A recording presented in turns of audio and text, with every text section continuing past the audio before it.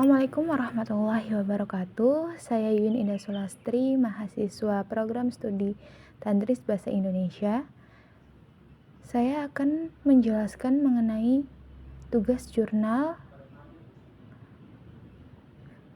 mata kuliah Filsafat Pendidikan Islam. Baik, jurnal yang telah saya kerjakan di sini memiliki judul Metode Pendidikan dalam Islam, Pendekatan dan Implementasinya. Baik, langsung saja pada bagian pendahuluan. Pada bagian ini menjelaskan mengenai pendidikan Islam menekankan pembentukan kecerdasan intelektual, spiritual, dan juga akhlak peserta didik, sehingga pemilihan metode pembelajaran menjadi sangat penting untuk mencapai tujuan tersebut. Metode yang tepat, terutama metode aktif seperti diskusi, pemecahan masalah, dan juga project based learning atau BPL, dapat meningkatkan motivasi, keterlibatan, dan pemahaman siswa sekaligus mengembangkan keterampilan pada abad ke-21. Namun, penerapan metode inovatif dalam pendidikan Islam sering menghadapi berbagai hambatan, seperti rendahnya minat belajar, kurangnya partisipasi siswa, keterbatasan waktu, dan juga fasilitas yang minim, serta tantangan dalam mengintegrasikan materi agama yang bersifat tekstual ke dalam bentuk proyek. Oleh karena itu, penelitian ini diperlukan untuk menganalisis efektivitas berbagai metode pembelajaran dan menemukan pendekatan terbaik yang mampu meningkatkan kualitas belajar serta membentuk karakter siswa sesuai dengan nilai-nilai Islam. Kemudian untuk metode yang saya gunakan dalam jurnal ini, saya menggunakan pendekatan studi literatur untuk menelaah bagaimana metode pendidikan Islam tertentu meningkatkan motivasi, pemahaman, dan karakter siswa sesuai dengan nilai-nilai Islam. Penelitian ini dilakukan dengan mengumpulkan membaca, mencatat, dan juga menganalisis berbagai sumber data sekunder termasuk buku, jurnal, artikel, dokumen resmi, dan sumber digital yang relevan dengan tema penelitian. Data yang diperoleh dianalisis secara sistematis menggunakan teknik analisis data untuk mengidentifikasi, mengklasifikasikan, dan menafsirkan data yang terkait dengan implementasi metode pembelajaran dalam pendidikan agama Islam. Kemudian dalam hasil dan pembahasan pada jurnal ini memiliki 2 subbab. Subbab pertama yaitu mengenai pendekatan pendidikan Islam. Pendekatan pendidikan Islam bertujuan membentuk kepribadian Muslim yang utuh melalui sistem terpadu yang mencakup tujuan, metode, kurikulum, guru, dan juga lingkungan pendidikan. Rasulullah Shallallahu Alaihi Wasallam menerapkan berbagai pendekatan dalam pembelajaran. Pendekatan yang pertama yaitu pendekatan pengalaman. Pendekatan yang memberikan kesempatan kepada siswa untuk belajar melalui pengalaman langsung, seperti praktik, eksperimen, atau kegiatan nyata agar nilai-nilai Islam dapat dipahami dan dirasakan secara langsung. Kemudian pendekatan yang kedua yaitu pendekatan pembiasaan. Pendekatan yang menanamkan kebiasaan baik melalui pengulangan, latihan, dan disiplin sehingga ajaran Islam menjadi bagian dari karakter dan perilaku sehari-hari siswa. Kemudian yang ketiga yaitu pendekatan emosional. Pendekatan yang menyentuh perasaan dan hati siswa melalui kisah, nasihat, atau peristiwa yang mengunggah agar mereka terdorong mencintai dan mengamalkan ajaran Islam. Kemudian yang keempat adalah pendekatan rasional. Pendekatan yang mengembangkan kemampuan berpikir kritis dengan menggunakan logika dan penalaran untuk memahami ajaran Islam secara mendalam dan analitis. Kemudian pendekatan yang kelima yaitu pendekatan fungsional. Pendekatan yang menekankan pada penerapan ajaran Islam secara praktis dalam kehidupan sehari-hari, sehingga pelajaran agama memiliki manfaat langsung bagi siswa. Pendekatan yang keenam yaitu pendekatan keteladanan. Pendekatan di mana guru atau pendidik memberikan contoh nyata perilaku Islami yang dapat ditiru oleh siswa, karena teladan lebih efektif daripada sekedar ucapan ataupun teori. Kemudian untuk subbab yang kedua yaitu implementasi pembelajaran pendidikan Islam. Pendidikan Islam adalah proses pembinaan manusia secara menyeluruh berdasarkan Al-Quran dan hadis yang bertujuan mengembangkan kemampuan intelektual, spiritual, moral, dan perilaku. Pendidikan tidak hanya mengajarkan pengetahuan agama, tetapi juga membentuk karakter mulia sehingga peserta didik mampu menerapkan ajaran Islam dalam kehidupan sehari-hari. Dalam implementasi pembelajaran pendidikan Islam ini, bagian pentingnya yaitu metode dalam pembelajarannya. Karena metode adalah cara atau teknik yang digunakan pendidik untuk melaksanakan strategi pembelajaran agar tujuan pendidikan tercapai secara optimal. Metode juga membantu penyampaian materi menjadi lebih efektif dan bermakna, serta membentuk akhlak dan keyakinan siswa sesuai dengan nilai-nilai Islam. Imam Hasan al-Banna memberikan perhatian besar pada metode pendidikan Islam.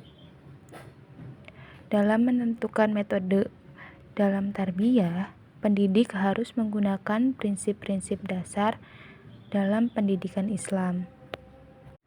Oleh karena itu, beliau sangat merekomendasikan penggunaan metode yang tepat dalam tarbiyah. Di antara pendekatan pendidikan Islam yang dianjurkan oleh Imam Hasan al-Banna adalah yang pertama, metode Mau'izah Hasanah. Metode Mau'izah Hasanah ini adalah cara mendidik yang dilakukan melalui pemberian nasihat yang baik, lemah lembut, dan juga penuh kasih sayang, agar menyentuh hati peserta didik. Metode ini mengutamakan pendekatan emosional dengan cara memberikan teladan, kisah, peringatan, dan juga motivasi agar peserta didik terdorong untuk melaksanakan kebaikan serta menjauhi keburukan. Dalam metode ini, pendidik harus memahami kondisi psikologis peserta didik, menggunakan bahasa yang mudah diterima, serta mengaitkan nasihat dengan realitas kehidupan yang ada. Mau'izah Hasanah efektif untuk membina akhlak karena Metode ini dapat masuk melalui hati.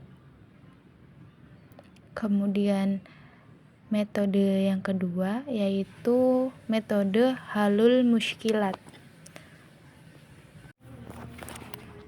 Metode ini mengajak peserta didik untuk berpikir kritis melalui analisis masalah nyata yang mereka hadapi. Guru menyajikan persoalan, lalu mendorong siswa mencari penyebab, alternatif solusi, dan juga kesimpulan sesuai dengan nilai-nilai Islam. Metode ini melatih siswa agar terbiasa berpikir logis, terstruktur, kreatif, serta mampu menyelesaikan permasalahan hidup secara mandiri. Prosesnya menumbuhkan rasa tanggung jawab, keberanian berpendapat, dan juga penguasaan konsep agama secara mendalam. Karena peserta didik tidak hanya menghafal, tetapi juga memahami dan mengaplikasikan ajaran Islam. Kemudian metode yang ketiga yaitu metode tabligh. Metode tabligh adalah metode penyampaian pengetahuan atau ajaran agama secara jelas, bijak, dan juga komunikatif, baik melalui lisan, tulisan, ataupun perbuatan. Inti dari metode ini adalah kemampuan guru menyampaikan materi dengan cara yang mudah dipahami, menarik, dan juga sesuai kondisi peserta didik. Dalam pandangan Hasan al-Banna, tabligh tidak hanya menyampaikan secara lisan, tetapi juga mengandung unsur keteladanan. Guru harus menunjukkan akhlak Islami agar pesan yang disampaikan lebih dipercaya dan juga berpengaruh. Metode ini menekankan kejelasan materi, kebijaksanaan dalam berbicara, serta kedalaman penguasaan ilmu oleh guru. Selanjutnya metode yang keempat adalah metode riyadhah. Metode ini menekankan pembiasaan dan pelatihan, juga latihan spiritual maupun moral secara terus-menerus. Riyadhah bertujuan membentuk karakter, kedisiplinan, kesabaran, dan juga kemantapan jiwa melalui praktik ibadah seperti sholat, zikir, dan juga puasa.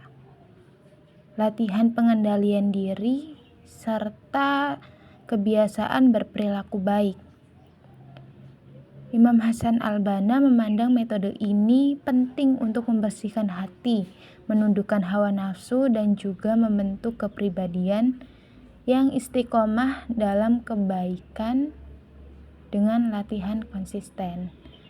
Peserta didik akan terbiasa melakukan amal soleh bukan karena dipaksa, tetapi karena kesadaran dan juga ketulusan. Selanjutnya metode yang kelima yaitu metode bimuratil istidad wa tabi'i. Metode ini menekankan pentingnya memperhatikan kemampuan, kesiapan, bakat, minat, dan juga karakter alami setiap peserta didik.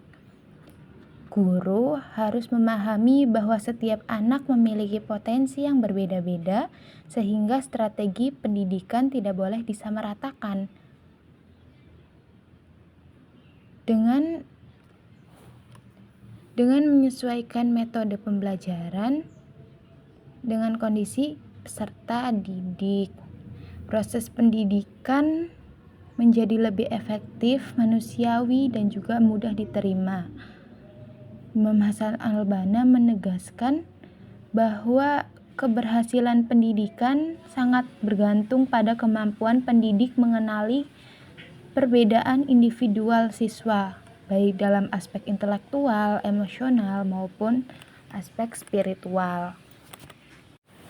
Kesimpulan dari jurnal ini yaitu pendidikan Islam adalah proses yang bertujuan untuk membentuk karakter Muslim, melibatkan perubahan sikap dan perilaku yang berakar pada ajaran Islam.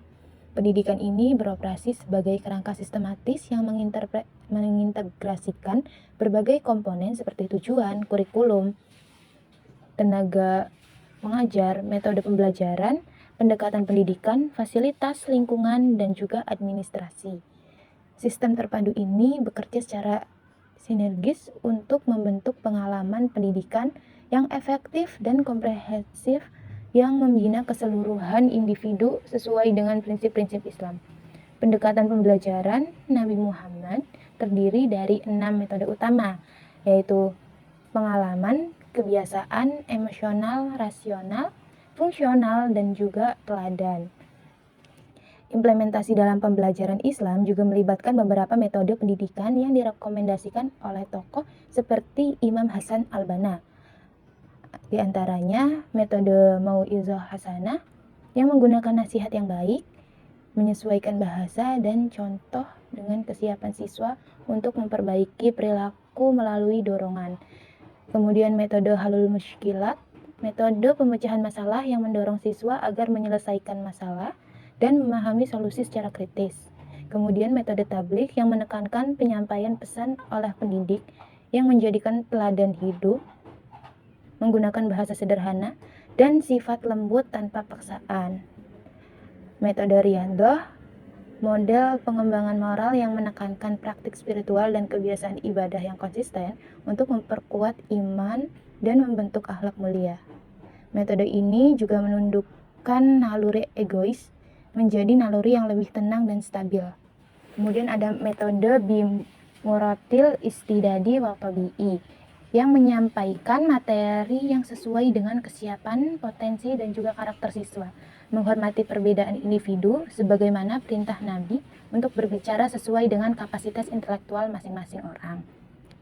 Pendidikan Islam yang efektif mengintegrasikan sebagai pendekatan dan metode yang saling melengkapi.